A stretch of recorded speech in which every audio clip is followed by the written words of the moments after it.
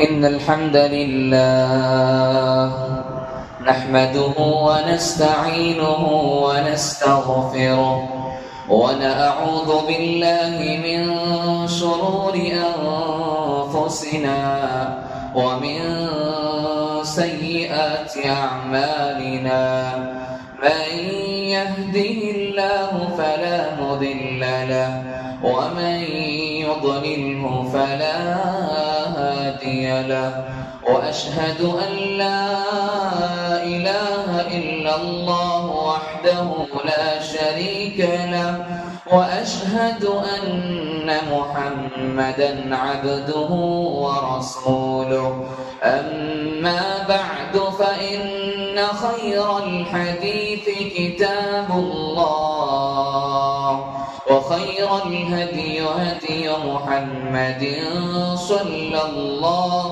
عليه وسلم وشر الأمور محدثاتها وكل محدثة بدعة وكل بدعة ضلالة وكل ضلالة في النار فقد قال الله تبارك عز وجل وتعالى في كلامه المجيد والفرقانه الحميد أعوذ بالله السميع العليم من الشيطان الرجيم من همزه ونفخه ونفثه بسم الله الرحمن الرحيم يا أيها الناس اتقوا ربكم الذي خلقكم من نفس واحدة وخلق منها زوجها وبث منهما رجالا كثيرا ونساء واتقوا الله الذي تساءلون به والأرحام إن الله كان عليكم رقيبا يا أيها الذين آمنوا اتقوا الله وقولوا قولا سديدا يصلح لكم أعمالكم ويغفر لكم ذنوبكم ومن يطع الله ورسوله فقد فاز فوزا عظيما وقال الله تبارك عز وجل وتعالى في كلامه المجيد هل يستوي الذين يعلمون والذين لا يعلمون وقال النبي صلى الله عليه وسلم خيركم من تعلم القرآن وعلمه وقال النبي صلى الله عليه وسلم لا حسد إلا في اثنتين رجل آتاه الله القرآن فهو يتلوه آناء الليل وآناء النهار ورجل آتاه الله مالا فهو ينفقه آناء الليل وآناء النهار تمام تعریفیں اس اللہ رب العالمین کے لیے لائق و زیبا ہیں جس نے ہم تمام کو اس دنیا کے اندر بھیجا. اس دنیا کے اندر بھیجنے کے بعد ہمیں یوں ہی جانوروں کی طرح جنگل و بیابان میں نہ چھوڑا، بلکہ ہماری رشد و ہدایت کے لیے اس دنیا کے اندر کئی سارے انبیاء کو اللہ تعالی نے مبعوث کیا. تمام نبیوں نے اپنی اپنی امت تک جو پیغام پہنچانا تھا، جو میسج دینا تھا، اس پیغام کو، اس میسج کو پہنچایا. اور جو لوگ نبیوں کی باتوں کو مانے یہی لوگ کامیاب ہوں گے، اور جو نبیوں کے باتوں کو انکار کیا، نبی کی باتوں سے منہ موڑا، یہی لوگ ناکامیاب اور ناکامران ہیں، اور ایسے ہی لوگوں کے لیے اللہ تعالیٰ دردناک عذاب تیار کر رکھے ہیں۔ جس طریقے سے تمام نبیوں نے اپنی امت تک جو پیغام پہنچایا، اسی طریقے سے جس امت کے اندر ہم پل رہے ہیں، جس امت کے اندر ہم جی رہے ہیں، اس امت کے نبی محمد الرسول اللہ صلی اللہ علیہ وسلم ہیں، جنہوں نے ہم تمام تک دین اسلام کو مکمل پہنچایا، نہ اس کے اندر ذرے برابر کمی کی، نہ زیادتی کی۔ جو بھی نبی اپنی زبان سے بات کو، الفاظ کو ادا کرتے، وہ زبانی نبی کی ہوتی تھی، لیکن وہ اللہ تعالیٰ کی طرف سے ہوا کرتا تھا۔ اللہ سے ہم دعا کرتے ہیں کہ اللہ تعالیٰ تمام انبیاء پر درود و سلام نازل ہو، خصوصاً بالخصوص ہمارے اور آپ کے پیارے نبی محمد الرسول اللہ صلی اللہ علیہ وسلم پر انگنت درود و سلام نازل ہو، لا تعداد درود و سلام نازل ہو۔ اللہم صلی وسلم علی نبینا محمد۔ محترم حاضرین، آج کے اس خطبہ مسنونہ کے اندر ایک بہت ہی اہم عنوان کو لے کر میں کھڑا ہوں۔ یہ عنوان میں سمجھتا ہوں ہمارے درمیان بہت ضروری ہے۔ عنوان یہ ہے کہ قرآن کریم کا حق ہم کیسے ادا کریں۔ ہر انسان قرآن کو یاد کرتا ہے، کسی کو قرآن کی بڑی صورت یاد ہے تو کسی کو چھوٹی صورت یاد ہے، کسی کو کچھ یاد ہے تو کسی کو کچھ یاد ہے۔ اگر اس کے برعکس کوئی انسان ہے جس کو قرآن کا ایک آیت یا ایک حصہ بھی یاد نہ ہو، تو ایسے انسان کے تعلق سے نبی کریم صلی اللہ علیہ وسلم نے فرمایا، جس طریقے سے گھر ویران ہوتا ہے، جس گھر کو کئی وقت تک بند کر دیا جائے اور وہ گھر جس طریقے سے ویران ہو جاتا ہے، اسی طریقے سے اس انسان کا دل بھی ویران ہو جاتا ہے جس انسان کے دل کے اندر قرآن کی کوئی سورت یا کوئی آیت جو یاد نہ ہو۔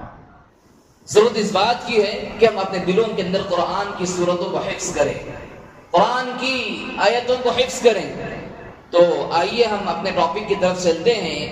قرآن کا حق ہم کیسے ادا کریں؟ اچھی تجوید کے ذریعے سے، صحیح لہجے کے ساتھ پڑھ کر، اچھے انداز میں تلاوت کر کے، قرات ہماری اچھی ہو۔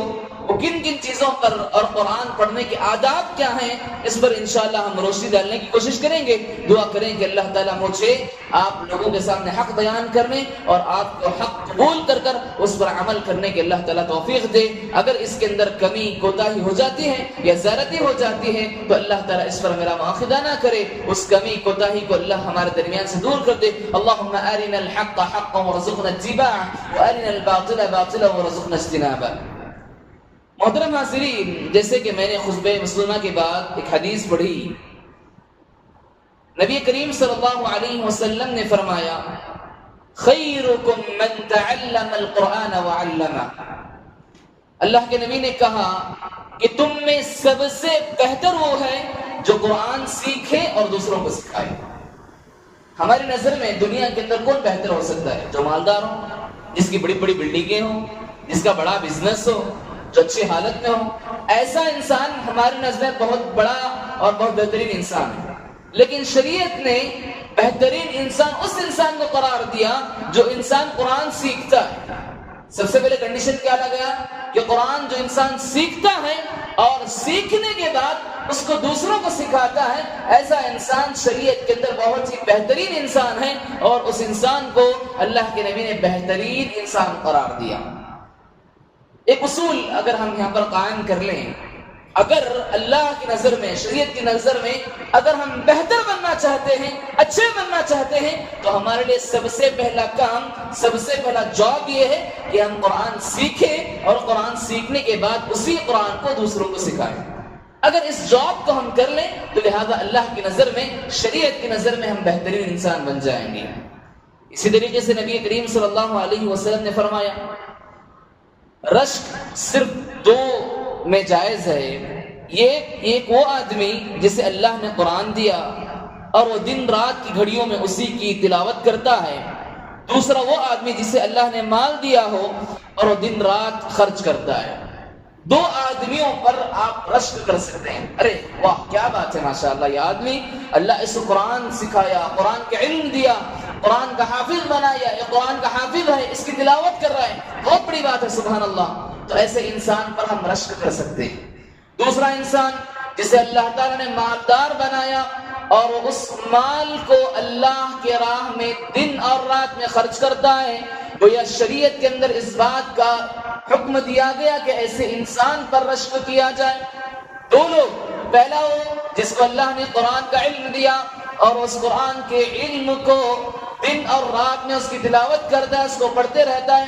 دوسرا وہ آدمی جس کو اللہ نے مالدار بنایا اور اس مال کو دن اور رات میں اللہ کی راہ میں خرچ کرتا ہے. یہ دو لوگوں پر رشک کرنے کی اجازت دی گئی. ایسے دو لوگوں پر ہم رشک کر سکتے ہیں. اور اسی طریقے سے اہل قرآن، جو لوگ قرآن کا علم حاصل کرتے ہیں، قرآن کو یاد کرتے ہیں، مدارس کے اساتذہ ہوں، مکاتب کے جو ہے اساتذہ ہوں، مسجد کا امام جو قرآن کا حافظ ہے لیکن لوگوں کو ساتھ ہی ساتھ قرآن کا جو تعلیم بھی دیتا ہے، اور ایسے انسان اہل قرآن ہوتے ہیں. نبی کریم صلی اللہ علیہ وسلم نے اہل قرآن کے لیے بلندی بیان فرمائی، کہا ان اللہ یرفع بهذا الكتاب اقواما وَيَضَعُ بِهِ آخَرِينَ. اللہ عز و جل اس کتاب کے ذریعے بہت سے لوگوں کو اونچا کر دیتا ہے اور اسی کے ذریعے بہت سے لوگوں کو نیچا گرا دیتا ہے. کوئی انسان اس کلام کی تلاوت کرتا ہے، اس قرآن کا یاد کرتا ہے، اس قرآن کو حفظ کرتا ہے، اس پر عمل کرتا ہے، تو اس کی سبب اللہ تعالیٰ اس انسان کا مقام بڑا کر دیتے ہیں، اس انسان کا مقام اونچا کر دیتے ہیں. لہذا اہل قرآن کو اللہ تعالیٰ نے بہت بڑی فضیلت بخشی ہے اور اہل قرآن بہت بلند مقام والے ہیں. اسی طریقے سے امامت کا حق کس کا زیادہ ہے؟ مثال کے طور پر ہمارے ایریے کے اندر، ہماری جگہ میں جہاں ہم رہتے ہیں، بہت سے مساجد ہوتے ہیں الحمدللہ. ہر مسجد کے اندر کوئی نہ کوئی حافظ عالم امام موجود ہے.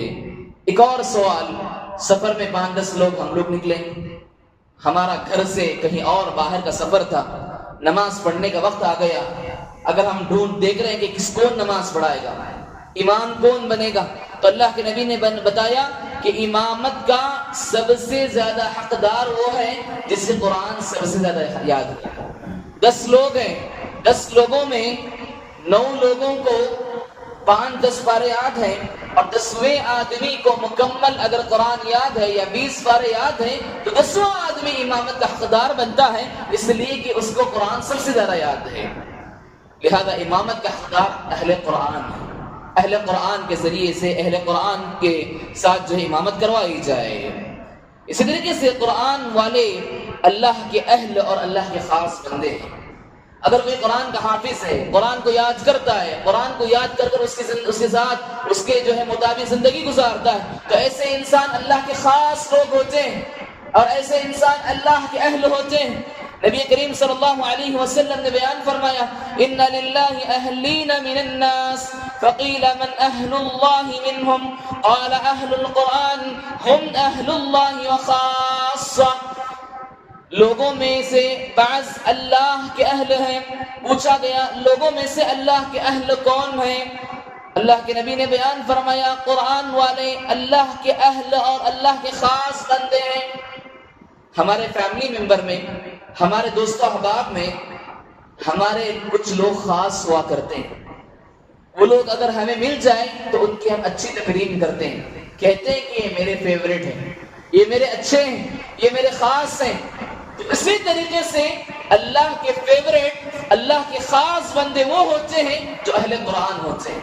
اگر ہم اللہ کے خاص بننا چاہتے ہیں، اللہ کے فیورٹ اگر ہم بننا چاہتے ہیں تو قرآن کو یاد کریں، قرآن کا علم حاصل کریں، چھوٹی چھوٹی صورتیں قرآن کی یاد کریں. ابتدا کریں چھوٹی صورتوں سے، انشاءاللہ وقت آئے گا کہ جاتے جاتے آپ بڑی صورتوں کو یاد کر سکتے ہیں. مساجد میں جائیں، یہ نہ سوچیں کہ میری عمر بڑھ چکی ہے، میں بڑا آدمی ہو گیا ہوں. یہ نہ سوچیں صحابہ بڑی بڑی عمر میں قرآن کی تلاوت کیا کرتے تھے، قرآن کو یاد کیا کرتے تھے. عمر کے پیچھے نہ بھاگیں. عمر کے پیچھے بھاگیں گے تو کبھی آپ قرآن کو نہیں سیکھ سکیں گے.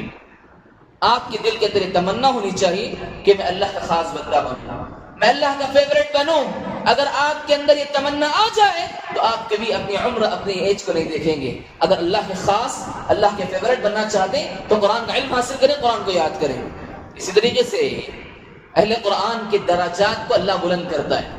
جو قرآن کے حافظ ہوتے ہیں، جو قرآن کو یاد کرتے ہیں، قرآن کی اور یاد کر اس پر عمل کرتے ہیں، ایسے لوگوں کے درجات کو، ایسے لوگوں کے پوزیشنز کو اللہ تعالیٰ اونچا کرتے ہیں۔ حدیث نبی کریم صلی اللہ علیہ وسلم نے فرمایا یقال لصاحب القرآن اقرأ وارق ورتل كما كنت ترتل في الدنيا فإن منزلك عند آخر آية تقرأها۔ اللہ کے نبی نے بیان فرمایا صاحب قرآن سے کہا جائے گا کہ پڑھتا جا اور چڑھتا جا، اور اسی طرح ٹہر ٹہر کر پڑھ جیسے دنیا میں پڑھا کرتا تھا، جہاں آخری آیت ختم کرو گے وہاں تیرا مقام ہوگا۔ قیامت کے دن حفاظ کو بلایا جائے گا۔ اللہ نے جنت کی بہت سارے منزلوں کو بنا کر رکھا ہے، اسٹیپ بائی اسٹیپ جنت ہے۔ اللہ تعالیٰ جو ہے، اللہ سے ہم دعا کرتے کہ اللہ تعالیٰ ہمیں سب سے اونچی جنت الفردوس میں ہمارا ٹھکانہ عطا فرما۔ اللہم انا نسألک الجنت الفردوس۔ اسی لیے اللہ کے نبی نے کہا کہ جب بھی تم رب سے جنت کے بارے میں سوال کرو تو اونچی جنت، بڑی مقام والی جنت، جنت الفردوس کے بارے میں سوال کرو۔ تو لہذا ایک حافظ کل قیامت کے دن جائے گا اللہ کے سامنے، اللہ اس کو حکم دے گے سیڑھیاں چڑھتے جا، قرآن کی تلاوت کرتے جا، جہاں تو اٹکے گا، جہاں تو رکے گا، وہیں اسی مقام کی جنت تجھ کو دے دی جائے گی۔ لہذا انسان اگر قرآن کو یاد کرے گا، قرآن کو حفظ کرے گا، جتنا اچھا اس کو قرآن یاد ہوگا اتنی بہترین جنت اس کو اللہ تعالیٰ عطا کریں گے۔ اسی طریقے سے قرآن اپنے ساتھی کی سفارش کرے گا۔ قرآن کا ساتھی کون ہے؟ جو قرآن کو یاد کرتا ہے، قرآن کو حفظ کرتا ہے، اپنے دل کے اندر قرآن کو بساتا ہے، ایسا انسان قرآن کا ساتھی ہے۔ اگر ہم لوگ قرآن کے ساتھی بنیں گے تو لہذا قیامت کے دن یہ قرآن آئے گا، کہے گا کہ اللہ تعالیٰ اس کی مغفرت فرما۔ حدیث نبی کریم صلی اللہ علیہ وسلم نے بیان فرمایا اقرأوا القرآن فإنه يأتي يوم القيامة شفيعا لأصحابه۔ نبی کریم صلی اللہ علیہ وسلم نے فرمایا قرآن پڑھا کرو کیونکہ یہ قیامت کے دن اپنے پڑھنے والوں کی سفارش کرنے کے لیے آئے گا۔ قرآن کے ساتھی، قرآن کے دوست اگر ہم بنیں گے، قرآن کی یار اگر ہم بنیں گے تو یاد رکھیں یہ قرآن کل قیامت کے دن اللہ کے سامنے آ کر جو قرآن والے ہوں گے، قرآن کے ساتھی بنے ہوں گے، ان کے تعلق سے سفارش کرے گا کہ اللہ اس کی مغفرت فرما، اس لیے کہ میرا دوست ہے، میرا ساتھی ہے، یہ دنیا میں میری تلاوت کیا کرتا تھا۔ اسی طریقے سے ماہر قرآن جو قرآن کو اچھے انداز میں پڑھتے ہیں، تجوید کے ساتھ پڑھتے ہیں، قرات کے ساتھ پڑھتے ہیں، صرف اللہ کو راضی کرنے کے لیے، لوگوں کے دکھاوے کے لیے نہیں، لوگوں کے دکھاوے کے لیے نہیں۔ جو انسان اللہ کے خاطر، اللہ کو راضی کرنے کے لیے، اپنی مغفرت کے وجہ سے قرآن کو اگر اچھے انداز میں پڑھتے ہیں تو ایسے لوگوں کا مقام کل قیامت کے دن معزز فرشتوں کے ساتھ ہوگا۔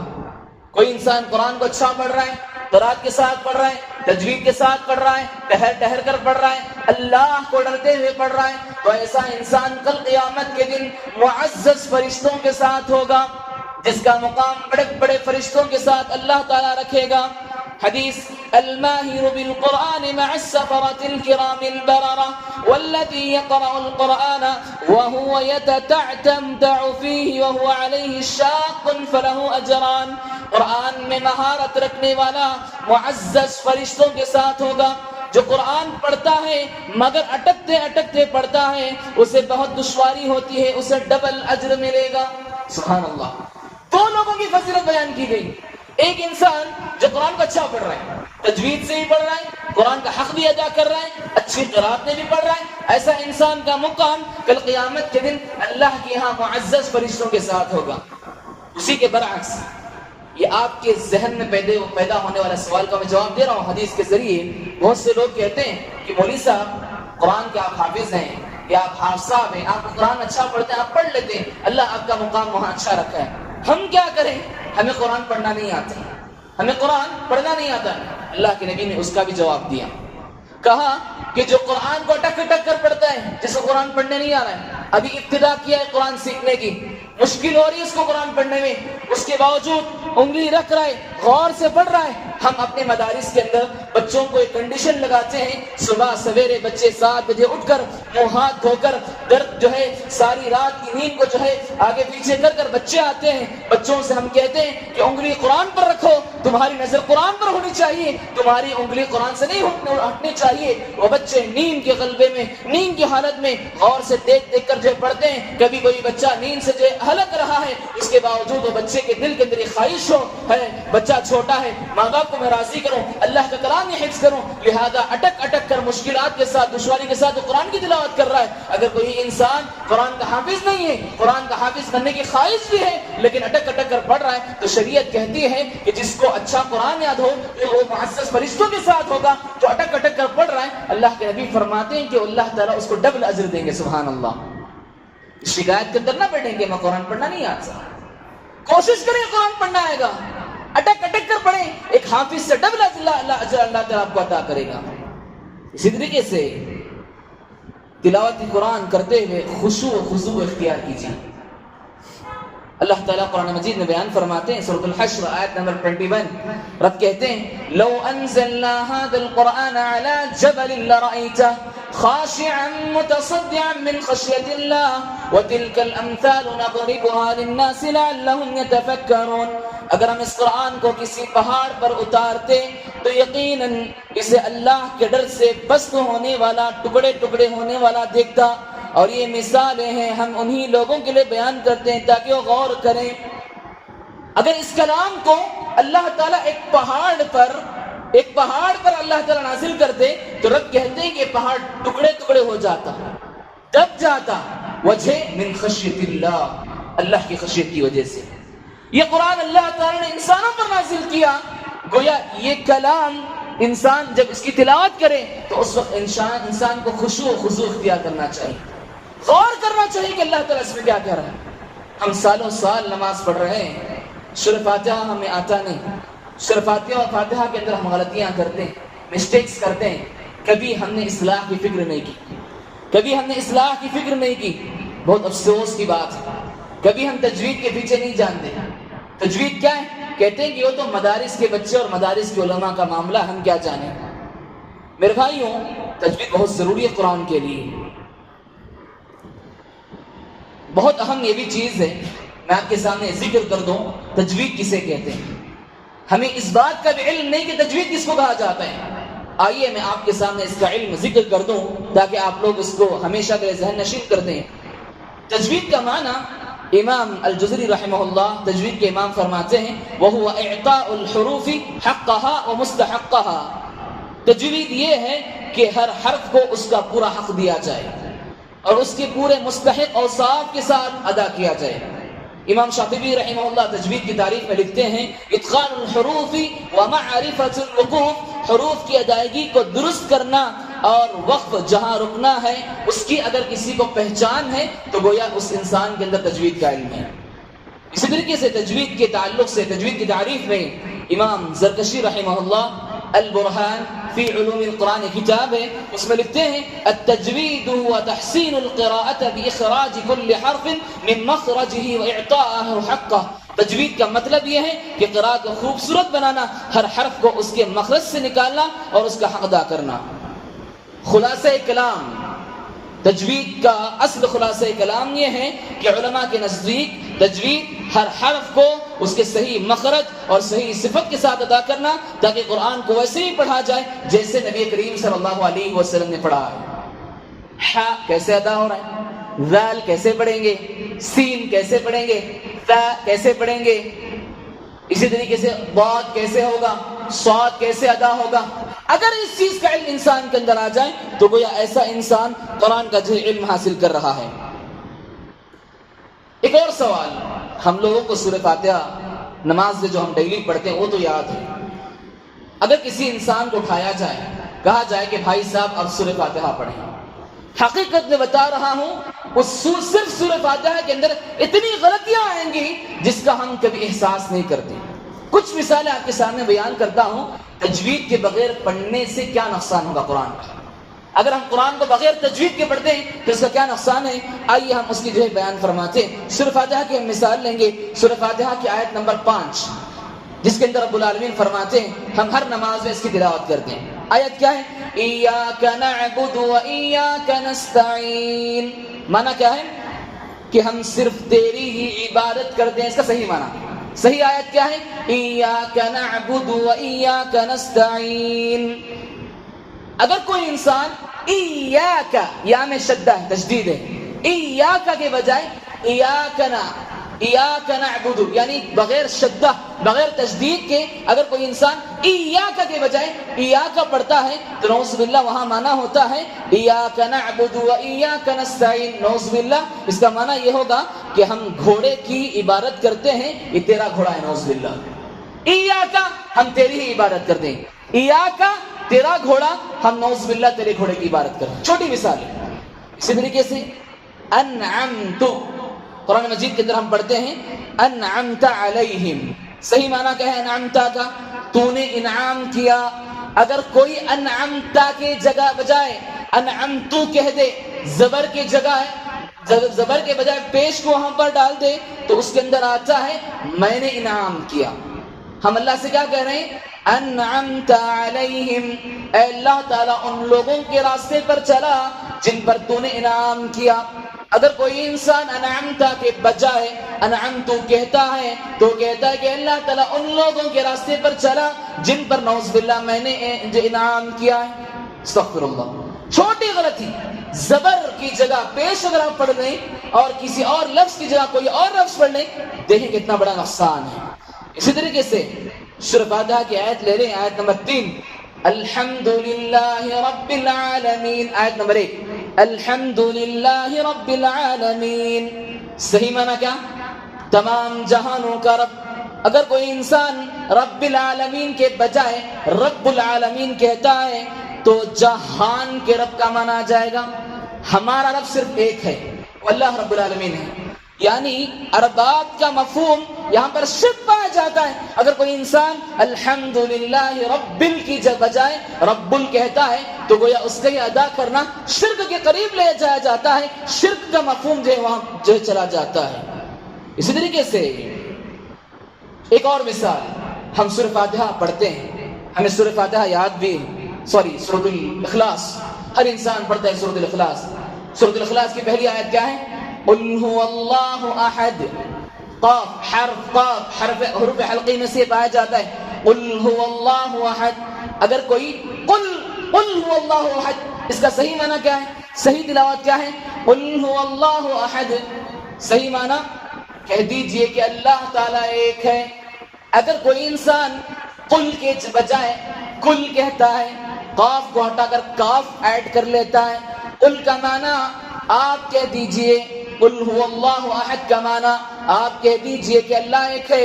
اگر کوئی انسان قل کے بجائے کل پڑھ لیتا ہے، کاف وہاں پر لاتا ہے تو معنی ہوتا ہے کہ کھاؤ، اللہ ایک ہے. نعوذ باللہ.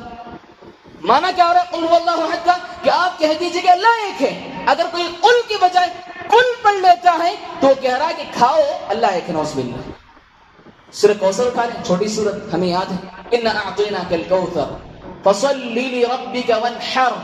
حر اپنے رب کے لیے نماز پڑھیے، اپنے رب کے لیے قربانی کیجیے. وانحر حرف ہا، اگر کوئی انسان ہا کو ہٹا دے، بڑی چھوٹی ہا کو ایڈ کر لے، وانحر کے بجائے وانحر اگر کوئی پڑھ لیتا ہے تو معنی ہوتا ہے فصلی لربک وانحر. صحیح معنی، صحیح تلاوت یہ ہے کہ آپ اپنے رب کے لیے نماز پڑھیے اور قربانی کریے. اگر کوئی انسان وانحر کے بجائے وانحر پڑھ لیتا ہے تو اس کا معنی نعوذ باللہ یہ ہوگا کہ آپ اپنے رب کے لیے نماز پڑھیے اور نعوذ باللہ اپنے رب کو ڈانٹیے. اللہ اکبر.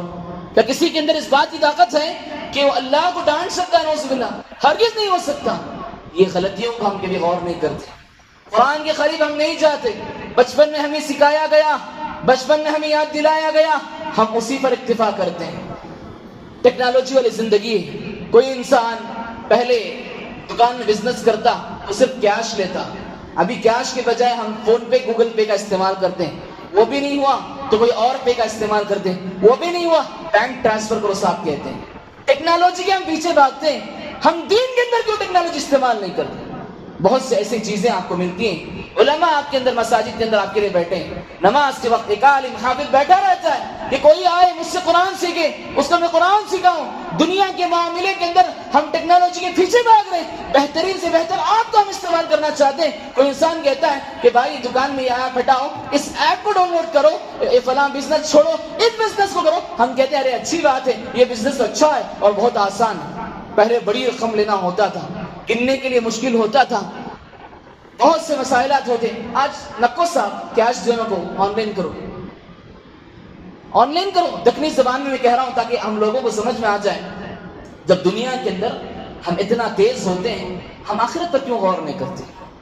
واللہ میں کہہ رہا ہوں، اگر اٹھا کر پوچھا جائے، صرف اصلاح کی میری نیت ہے، کسی کو اونچا کرنا ہے، گرانا مقصد نہیں۔ اگر ہم کسی کو اٹھا کر پوچھیں بھائی سورہ فاتحہ سناؤ، تو دسیوں غلطیاں ہماری نکل کر اٹھتی ہیں۔ اللہ نے قرآن مجید کے اندر حکم دیا الذین آتیناہم الکتاب یتلونہ حق تلاوتہ، قرآن کو اس کے حق کے ساتھ ادا کرو۔ حق کیا ہے؟ تجوید کے ساتھ پڑھا جائے، اچھے انداز میں پڑھا جائے، قرات کے ساتھ پڑھا جائے۔ اللہ کے نبی صلی اللہ علیہ وسلم نے کیا بیان فرمایا؟ فرمایا زینوا القرآن باصواتکم، قرآن کو سوارو، قرآن کو زینت دو۔ کیسے سوارنا ہے؟ گھروں کے اندر کیا کہتے ہیں کہ شوکیس میں رکھ کر یا کسی الماری میں رکھ کر سوارنا نہیں۔ اللہ کے نبی نے کہا کہ سوارو قرآن کو، زینت بخشو قرآن کو۔ قرآن کے اوپر پھول نہیں ڈالیں گے، قرآن کے اوپر اچھا کیا کہتے ہیں کہ کپڑا لپٹیں گے نہیں۔ اللہ کے نبی نے کہا کہ اس کی تلاوت کو بخشو، یعنی اس کی تلاوت کو زینت دو۔ کیسے زینت دیں گے؟ اچھی آواز میں، اچھی آواز میں زینت دیں گے، بہتر سے بہتر پڑھنے کی کوشش کریں گے۔ موبائل اٹھاؤ، ٹیکنالوجی کا دور ہے، ڈالو بیوٹیفل قرآن تلاوت، بیوٹیفل ریسائٹنگ آپ ڈالو، بہت سے قرآن کو ملیں گے، مدینے کے امام آپ کو ملیں گے، حرم کے امام آپ کو ملیں گے۔ اٹھاؤ، سنو، پریکٹس کرو ان کی جیسی پڑھنے کی۔ دنیا کی ٹیکنالوجی میں ہم اپنے آپ کو آگے بڑھانا چاہتے ہیں۔ سالوں سال ہماری تلاوت کے اندر غلطیاں ہیں، تجوید کے اندر ہماری غلطیاں ہیں، کبھی اس کا ہم احساس نہیں کرتے۔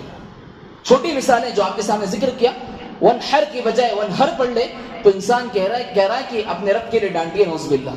انعمتا کی جگہ انعمتو کہتا ہے تو کہتا ہے کہ میں نے انعام کیا، نعوذ باللہ۔ تو ضرورت اس بات کی ہے ہم اپنے آپ کو جو ہے سمجھیں، جانچیں کہ ہم کہاں پر ہیں۔ اسی طریقے سے تجوید بہت ضروری ہے، سیکھنے کی کوشش کریں، علماء سے کہیں، مساجد والوں کو کہیں، ذمہ داروں سے کہ ہمیں تجوید سکھانے کا موقع فراہم کریں۔ ویکلی ونس یا جو ہے منتھلی ونس ہمارے مسجد کے اندر تجوید سیکھنے کا انتظام کریں۔ ہم تجوید سیکھنا چاہتے ہیں اس لیے کہ تجوید کے بغیر قرآن کا حق ادا نہیں ہو سکتا۔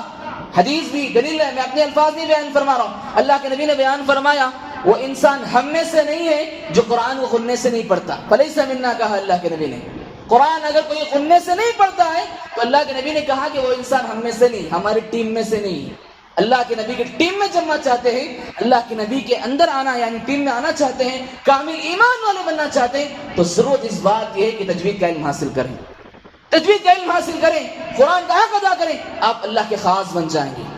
اللہ تعالیٰ کی درجات کو بلند کرے گا۔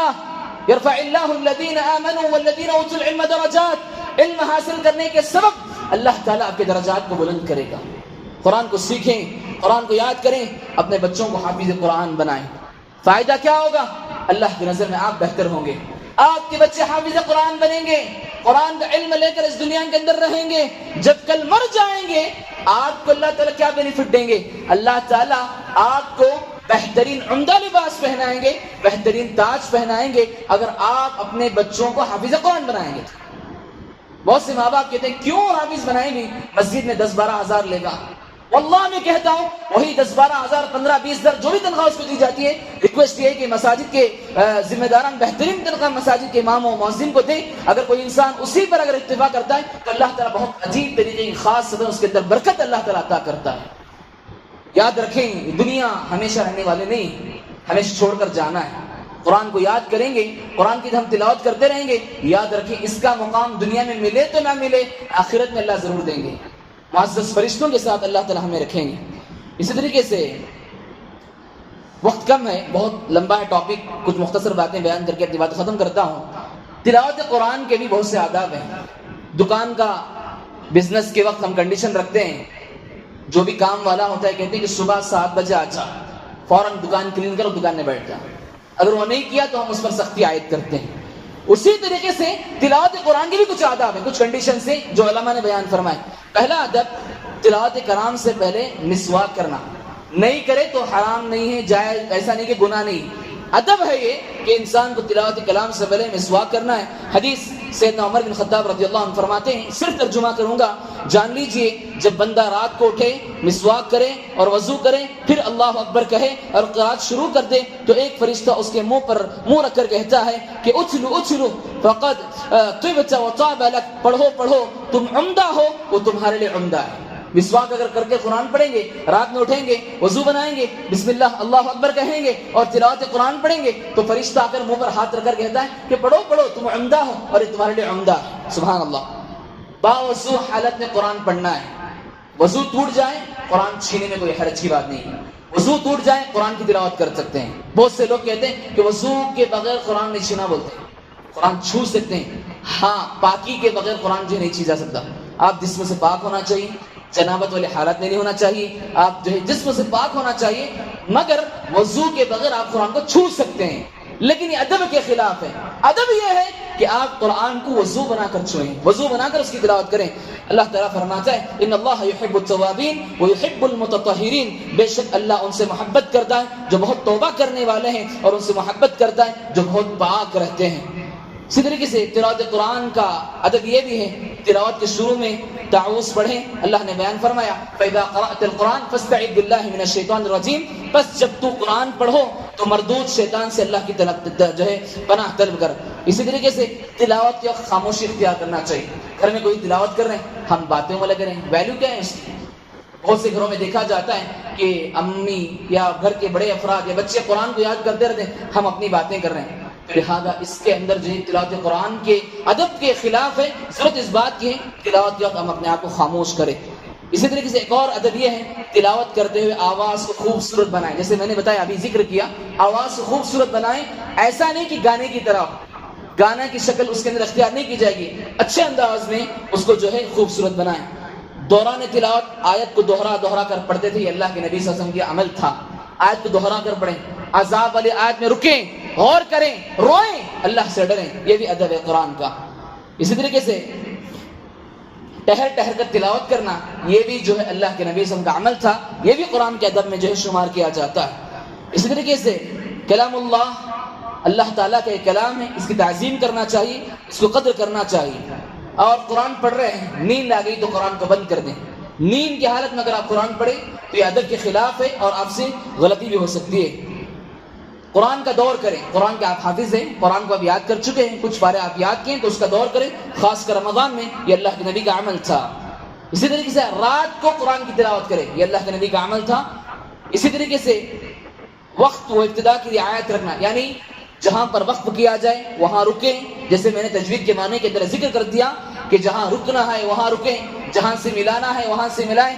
ایسے نہیں کہ آیت ہم اپنے انداز سے پڑھ رہے ہیں. جیسے ہم دیکھتے ہیں اکثر پرانے گھروں کی بڑی بوڑھی الگ الگ انداز میں قرآن کو پڑھتے تھے. ایسا نہیں پڑھنا چاہیے، بلکہ قرآن کو رک کر ٹہر کر جو ہے سمجھ کر جو ہے قرآن کو پڑھنا چاہیے. یہ قرآن کے لیے جو ہے بہت اہم اور جو ہے قرآن کے پڑھنے کے لیے بہت اہم چیز ہے. تو ضرورت اس بات کی ہے کہ جو ہے ہم قرآن کو یاد کریں، ان کے آداب کے ساتھ یاد کریں. اگر ہم ایسا کریں گے تو لہذا اللہ تعالیٰ کے ہم خاص بندے، اللہ تعالیٰ کے ہم محبوب بندے بن جائیں گے. ضرورت اس بات کی ہے کہ جو ہم قرآن کی تلاوت کرتے رہیں اور قرآن کو جو ہے کیا کہتے ہیں کہ اس کو یاد کریں، اس کا حفظ کریں اور اپنے بچوں کو جو ہے قرآن کا جو ہے حافظ بنائیں. اللہ تعالیٰ سے ہم دعا کرتے ہیں کہ اللہ تعالیٰ ہمیں تجوید کا علم حاصل کرنے، قرآن کو یاد کرنے، اس کو دہرانے، اس کے حق کے ساتھ ادا کرنے کے اللہ تعالیٰ جو ہے ہمیں توفیق دے. آمین. اقول قولی ھذا استغفر اللہ لی ولکم ولسائر المسلمین من کل ذنب فاستغفروه انه هو الغفور الرحیم.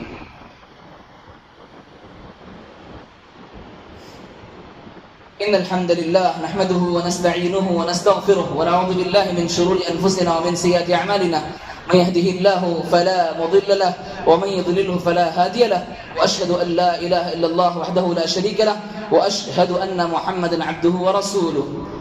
وقال النبي صلى الله عليه وسلم عن أبي موسى الأشعري رضي الله عنه قال رسول الله صلى الله عليه وسلم ليس منا من لم يتغنى بالقرآن. صحیح بخاری کی حدیث ہے، حدیث نمبر 7527. فرماتے ہیں کہ وہ ہم میں سے نہیں جو قرآن کو خوش الحانی سے نہ پڑھے، خوش الحانی کے ساتھ مخارج کی درستگی لازم ہے، لہذا مخارج کو سیکھیں، مخرج کیسے ہوتا ہے، حرف کا مخرج کیسے ہوتا ہے، تا کیسے نکلے گا، اس کا آسان طریقہ علماء نے، ہمارے اساتذہ نے یہ بیان فرمایا، ایک آسان لاجک یا آسانی ایک طریقہ یہ ہے کہ حرف کو ہم کیسے سمجھیں۔ جیسے مثال کے طور پر اگر حا کا مخرج معلوم آپ کو کرنا ہے تو حا سے پہلے کوئی حرف لائیں، اس کو مفتوح کریں، یعنی جو اس پر جو ہے زبر دے دیں، جیسے حمزہ حا زبر اح، اینڈنگ والی آواز اس مخرج کی آواز ہوتی ہے۔ سا ہے، سا کا مخرج آپ معلوم کرنا چاہتے ہیں تو سا پر جزم دیں، تا سے پہلے حرکت لا لیں، حمزہ تا زبر اف، اینڈنگ والا جو ساؤنڈ ہے وہی اس حرف کا مخرج ہوتا ہے۔ ضاد کا مخرج معلوم کرنا چاہتے ہیں، ضاد کو جزم دیں، ضاد کو جو ساکن بنا دیں اور اس سے پہلے کوئی جو ہے حرکت لائیں، جیسے حمزہ ضاد زبر اض اذ اج اح اخ۔ یہ جو ہے مخرج کو معلوم کرنے کا آسان طریقہ ہے، اس طریقے سے آپ جو مخرج کو جو معلوم کر سکتے ہیں۔ اللہ سے ہم دعا کرتے ہیں کہ اللہ تعالی ہمیں قرآن کو اس کا حق ادا کر جو ہے اقتراء کرنے اور خوش الحانی کے ساتھ پڑھنے اور ہماری اپنی غلطیوں کی اصلاح کرنے کے اللہ ہمیں توفیق دے۔ اللہ تعالیٰ اس قرآن کے ذریعے ہمارے مقام کو کل قیامت کے دن بلند فرمائے۔ اللہ تعالیٰ قرآن کا پکا حافظ اور قرآن کو ہمیشہ یاد رکھنے، ہمیشہ اس کی تلاوت کرنے کے اللہ تعالیٰ ہمیں توفیق دے، آمین۔ وقال اللہ تبارک عز وجل ان اللہ وملائکته يصلون على النبي يا ايها الذين امنوا صلوا عليه وسلموا تسليما اللهم صل على محمد وعلى ال محمد كما صليت على ابراهيم وعلى ال ابراهيم انك حميد مجيد اللهم بارك على محمد وعلى ال محمد كما باركت على ابراهيم وعلى ال ابراهيم انك حميد مجيد عباد الله رحمني ورحمكم الله ان الله يأمر بالعدل والاحسان وايتاء ذي القربى وينهى عن الفحشاء والمنكر والبغي يعظكم لعلكم تذكرون اذكروا الله يذكركم وادعوه يستجب لكم ولذكر الله تعالى أولى وأتم وأم وأكبر والله يعلم ما تصنعون قم إلى الصلاة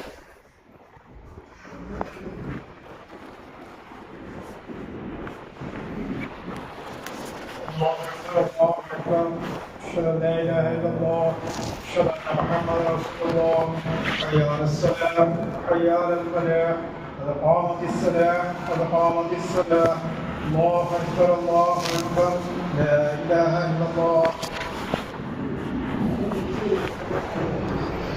استووا واعتدلوا صوروا صفوفكم خصصوا الخير صفوا درست کر لیں، اعتدال کے ساتھ کھڑے ہو جائیں، صفوں کی درست کریں، نماز کی درست کریں، صف تری و نماز میں ناقص ہو سکتی ہے، لہذا ہمیشہ صفوں کا خاص خیال رکھیں۔ خواتین اسلام کی یہ صفوں کی درست رکھیں۔ اللہ اکبر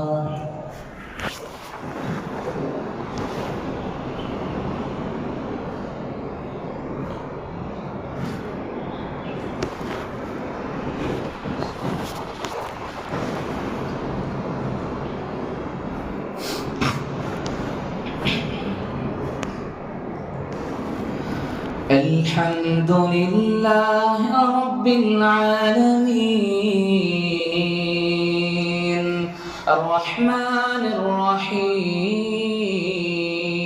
الرحيم مالك يوم الدين إياك نعبد وإياك نستعين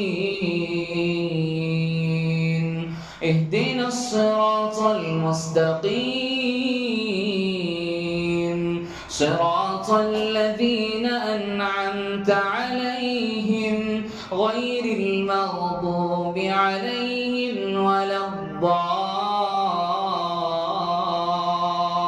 الضالين آمين يا أيها الذين آمنوا إذا نودي للصلاة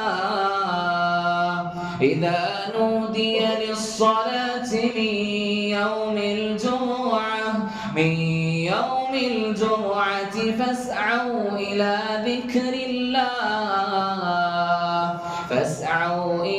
ذكر الله وذروا البيع ذلكم خير لكم إن كنتم تعلمون فإذا قضيت الصلاة فانتشروا في الأرض وابتغوا من فضل الله واذكروا الله كثيرا لعلكم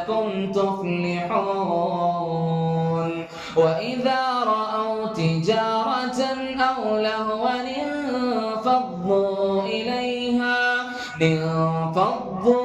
إليها وتركوك قائما قل ما عند الله خير من اللهو ومن التجارة والله خير الرازقين. الله أكبر.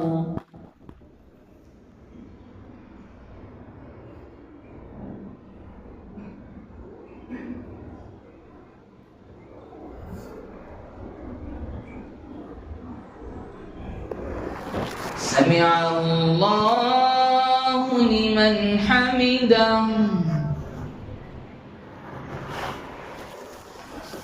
الله أكبر.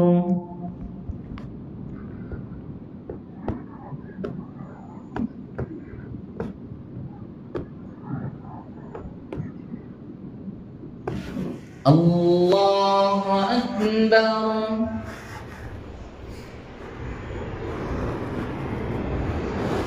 الله أكبر.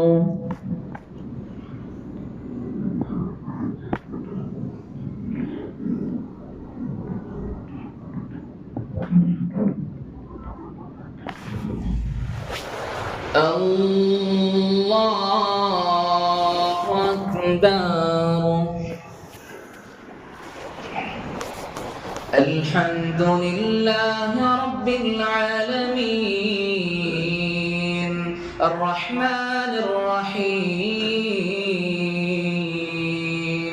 مالك يوم الدين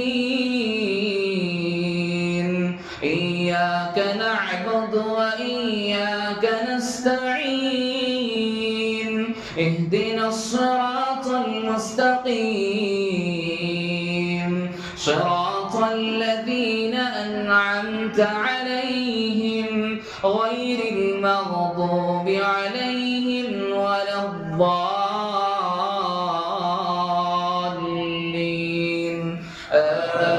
آمين. يا أيها الذين آمنوا لا تلهكم أموالكم ولا أولادكم عن ذكر الله ومن يفعل ذلك فأولئك هم الخاسرون. وأنفقوا مما رزقناكم من قبل أن يأتي أحدكم الموت فيقول رب لولا أخرتني إلى أجل قريب فأصدق وأكن من الصالحين ولن يؤخر الله نفسا إذا جاء أجلها والله خبير بما تعملون. الله أكبر.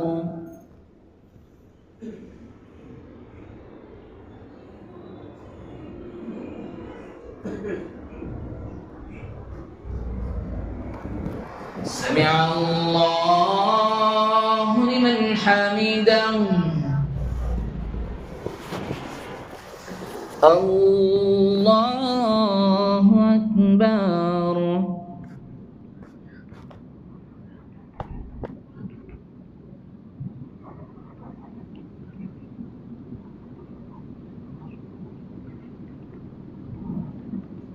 الله أكبر.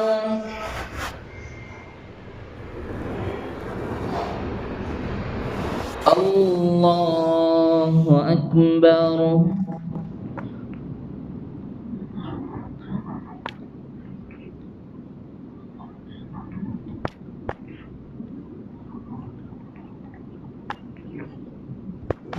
الله أكبر.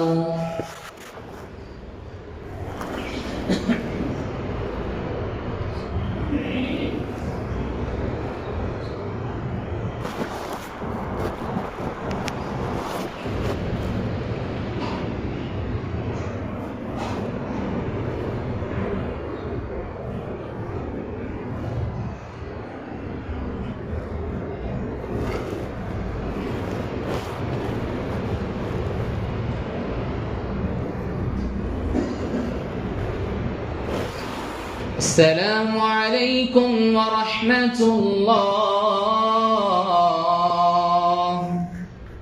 السلام عليكم ورحمة